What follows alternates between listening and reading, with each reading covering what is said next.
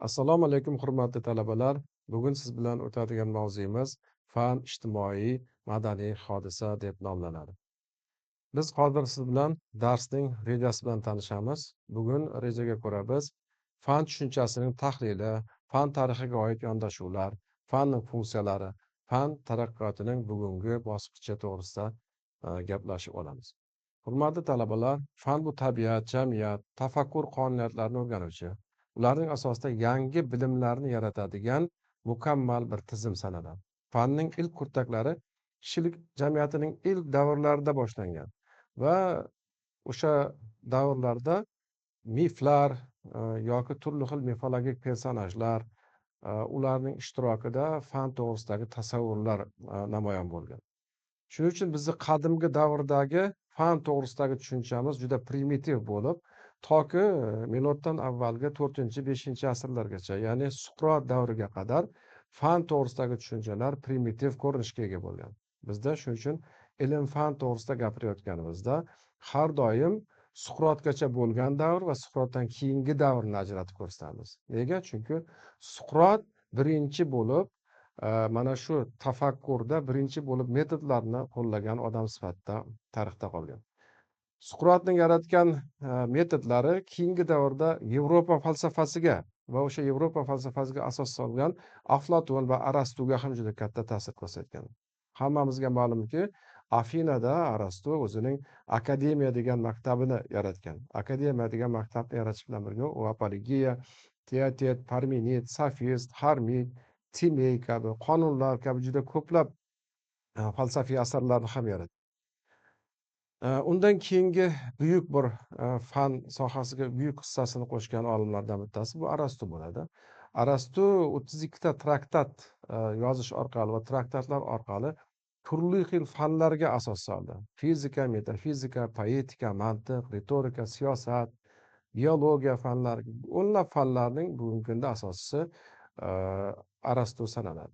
Arastu shu bilan birga peripatetiklar maktabining ham asoschisi bo'ladi va o'sha peripatetiklar maktabi hali hanuzgacha o'sha peripatetik maktabining izdoshlari bugungi kun olimlari ichida topiladi. Arastu mantiq faniga asos solgan va qarang, tushuncha, muhokama, xulosa kabi mantiq shakllari orqali u birinchi bo'lib mantiqning asosiy qonunlarini, ayniyat, noziklik va uchinchi istisno qonunlarini yaratib bergan. Endi e'tibor beramiz. Sharta ilm fanning rivojlanishi islom olamida asosan Al-Kindiy va Farabiylarning tomonidan o'sha Yunon falsafasidagi asosiy ilmiy manbalarni arab tiliga tarjima qilishi bilan boshlanadi va bilasizlar, o'sha 8-9 asrlar oralig'ida buning tamal toshlari yorilib, 9-12 asrlarda islom olamida birinchi Renessans davri boshlanadi. Bu davrda bizni yurtimizdan umuman musulmon olimlari orasidan juda buyuk kashfiyotchilar, fan sohasidagi juda yutuq yirik kashfiyotlarni amalga oshirgan olimlar yetishib chiqadi. Aynan o'sha musulmon olimlarning asarlarining keyin boshqa Yevropa tillariga, lotin tiliga tarjima qilish orqasida Yevropada ilm-fanda o'sha uyg'onish davri yuzaga keladi. Umuman olganda, bugungi kundagi biz tushunadigan fan tushunchasi to'laqonli ravishda 16-17 asrlarda shakllana boshlagan va tarixiy rivojlanish jarayonida uning ta'siri texnika va texnika taraqqiyoti bilan birlashib, keyingi sivilizatsiyalarni, keyingi fandagi ulkan yangiliklarni olib kelgan. Endi fan to'g'risidagi tushunchalarimizni o'sha primitiv davrdan hozirgacha bo'lgan davrni August Kont 3 ta davrga bo'ladi. Ularning birinchisi teologik davr, ya'ni diniy tafakkur ustunlik qilgan davr. Ikkinchisi metafizika davri, ya'ni aniq ilmiy manbalarga emas, balki har qanday o'sha hissiy bilimlarga ham tayaniladigan davrni nazarda tutadi va uchinchi davr bu 19-asrdan keyingi davrni belgilab beradi fanda. Bu ilmiy davr deb ataydi. Kontning fikricha, ilmiy bilim fan rivojining eng yuqori bosqichi bo'ladi. Bilasiz, mana o'sha August Kont asosiy o'sha fanning 6 ta bosqichini ko'rsatib bergan. Unda u asosiy fanlar sifatida matematika, astronomiya, fizika, kimyo, biologiya va sotsiologiyani tan olgan va Kontning fikricha har qanday fan jamiyat uchun xizmat qilishi kerak va har qanday fanning boshqaruvi jamiyatning ijtimoiy hodisa sifatida tushuntirib bergan. Umuman biz yuqoridagi fikrlarimizdan kelib chiqib umumlashtirilgan holda aytishimiz mumkinki, fanning bugungi kundagi asosiy vazifasi bevosita ilmiy bilimni yaratishdan iborat.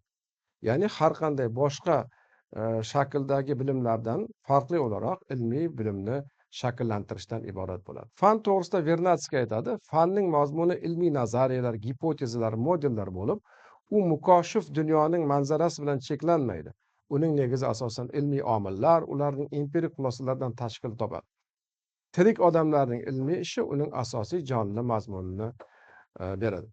Eynshteynning fikricha, fan dalillar bilan boshlanishi va boshlanish bilan tugallanishning o'rtasida qanday nazariy tuzilmalar bo'lishidan qat'iy nazar oxirida yana dalillar bilan yakunlanishi kerak deydi. Xo'sh, biz o'sha fanni shakllantirishimiz uchun zarur bo'lgan dalillarni qayerdan olamiz? Avvalambor aytamiz, har qanday fanning asosida negizida nazariy bilimlar yotadi. Nazariy bilimlar bu amaliy bilimlardan farq qiladi. Nazariy bilimlarda umumiy tushunchalar, ilmiy muammo, gipoteza, nazariya, turli xil tamoyillar, qonunlar, kategoriyalar yoki paradigmalar ko'rinishida bo'ladi. Va e'tibor beramiz, har qanday ilmiy bilish avvalo ilmiy muammodan boshlanadi. Ilmiy muammo bilishning rivojlanish jarayonidagi obyektiv tarzda yuzaga keladigan, yechimini topish muhim bo'lgan amaliy yoki nazariy ahamiyatga ega bo'lgan masala yoki masalalarning majmuidan iborat bo'ladi. Endi bizni nazariy bilimlarimizda asosan qarang, nima ishtirok etadi? Bizni sezgilarimiz, ya'ni sensualistik bilimlarimiz yoki o'sha sezgilarimizdan olingan mantiqiy tafakkurlar yotadi. Misol uchun biz osmonda uchib ketayotgan biron bir samolyotni ko'rsak, avvalambor bizni so'z ko'rishimiz yoki uning ovozini eshitishimiz orqali samolyot to'g'risidagi ma'lum bir ma'lumotlarni aytishimiz mumkin. Ammo lekin o'sha samolyotning uchishi, umuman samolyot to'g'risidagi to'laqonli o'sha ma'lumotni bilishimiz uchun avvalambor biz aerodinamika qonunlarini yoki fizika qonunlarini to'laqonli bilishimiz kerak. Samolyot to'g'risida, umuman uchar jismlar to'g'risida yetarlicha bilimga ega bo'lishimiz kerak. Biz o'sha samolyotni ko'rib olayotgan bilimlarimiz bizni sezgilarimiz orqali olingani bo'lsa, ikkinchisi bevosita ta'sir ko'rsatadigan predmetlar, ularning xossalari, munosabatlarida aks ettiruvchi yaxlit obraz shakllanishi uchun biz albatta samolyot to'g'risidagi ilmiy bilimlarni bilishimiz zarur bo'ladi. Bizda asosiy bilimlarni, dalillarni hosil qilishimiz uchun empirik bilimlar zarur bo'ladi. O'sha Aristotel davrida Aristotelning ham ta'kidlagani shuki, hech qanday bilim empirizmsiz, ya'ni tajriba tadqiqotsiz bo'lmaydi. Empirik bilimlar qanday shakllanadi?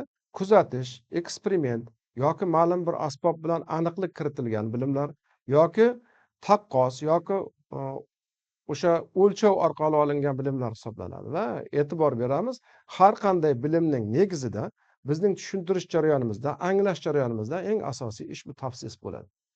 Tavsif kuzatish, eksperiment o'tkazish orqali yoki taqqoslash orqali hosil bo'lishi mumkin va u qanday ko'rinishlarga ega bo'ladi? Qarang, u grafiklar, rasmlar, foto, kinotasvirlar, turli xil jadvallar holida bo'lishi mumkin. Lekin biz o'sha bilimni olganimizdan keyin bilimlarimiz idrok darajasida bo'lishi kerak. Ya'ni u idrok etiladigan bilim bo'lishi kerak. Quruq so'z yoki nazariyalardan iborat bo'lib qolmasligi shart. Endi biz empirik bilimlarni olishimiz bilan, ya'ni ma'lum bir tajriba tadqiqot orqali bilimlarni hosil qilishimiz bilan ilmiy dalil yuzaga keladi.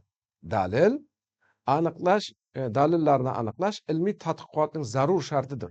Dalil bilimning tasdiqlangan boyligiga aylangan moddiy yoki ma'naviy dunyo hodisasi. Biron bir hodisa, xossa yoki munosabatlarni qayd etishdan iborat bo'ladi. Hurmatli talabalar, eng asosiy jihatga e'tibor berib olamiz. Agar biz hech bir olayotgan nazariyamizni, bironta nazariyamizni o'sha ilmiy bilimga aylanishi uchun eksperimentdan yoki tajribadan foydalanmas ekanmiz, u bilimni biz aniq dalil sifatida dissertatsiyalarimizga ola olmaymiz. Nega?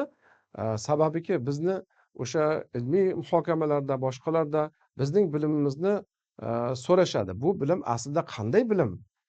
Siz bunda nimaga tayonyapsan? Qaysi manbalarga tayanding? Qanday uni ustidan tadqiqot o'tkazding?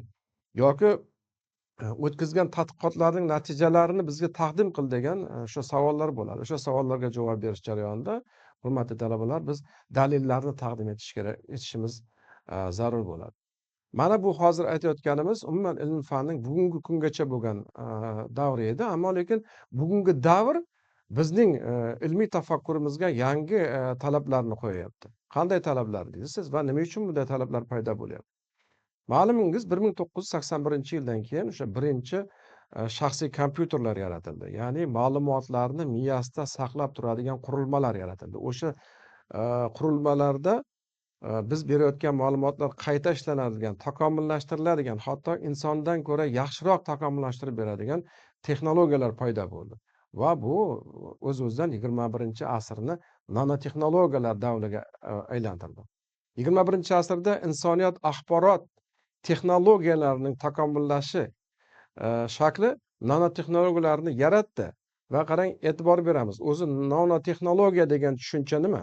Nano o'lchov birligi old qo'shimcha bo'lib, milliarddan birni belgilab beradi. Biz oldin misol uchun santimetrlarni, millimetrlarni bilgan bo'lsak, endi ularning qarang, milliarddan bir birligini ham o'lchash imkoniyati paydo bo'ldi. O'sha hammamiz biladiganimiz, mana biz yashayotgan olam 3 qismga bo'linadi: mikro, makro va mega dunyo. Biz makro dunyoni o'rganishda juda ko'plab o'sha qiyinchiliklarga uchragan bo'lsak-da, bu o'sha yangi davrda 19-asrdan boshlab olib borilgan tadqiqotlar davrida o'zining yechimini topdi. Ammo lekin mikro dunyoni o'rganishda bizda juda ko'p muammolar bor edi. Shu bilan birga mega dunyoni o'rganishda ham juda ko'p muammolar bor edi. Endi nanotexnologiya orqali biz ularni tadqiq qilish ham imkoniyatiga ham egamiz. Va bizning ongimiz endi faqatgina insonning yoki fiziologik xususiyatlardan kelib chiqadigan ong emas, balki yangi nanotexnologiyalar orqali olib boriladigan texnologiyalar bilan o'sha tadqiqotlar bilan bog'liq bo'lib qoldi. Va biz har bitta tadqiqotchi bugungi kunda o'shanga tayyor bo'lishimiz kerak. Biz o'z fanimizni mukammal bilishimiz bilan birga o'sha nanotexnologiyalar yozilayotgan ingliz, rus yoki boshqa jahon tillarini ham o'rganishimiz uchun ehtiyoj tug'ildi. Hurmatli talabalar, bugungi mavzuyimizni qisqacha yoritdik. E'tiboringiz uchun rahmat. Keyingi mavzumizda aynan ilmiy tadqiqotning boshqa mezonlari yoki boshqa qonunlari, kategoriyalari to'g'risida ketma-ketlikda tanishib boramiz. E'tiboringiz uchun rahmat.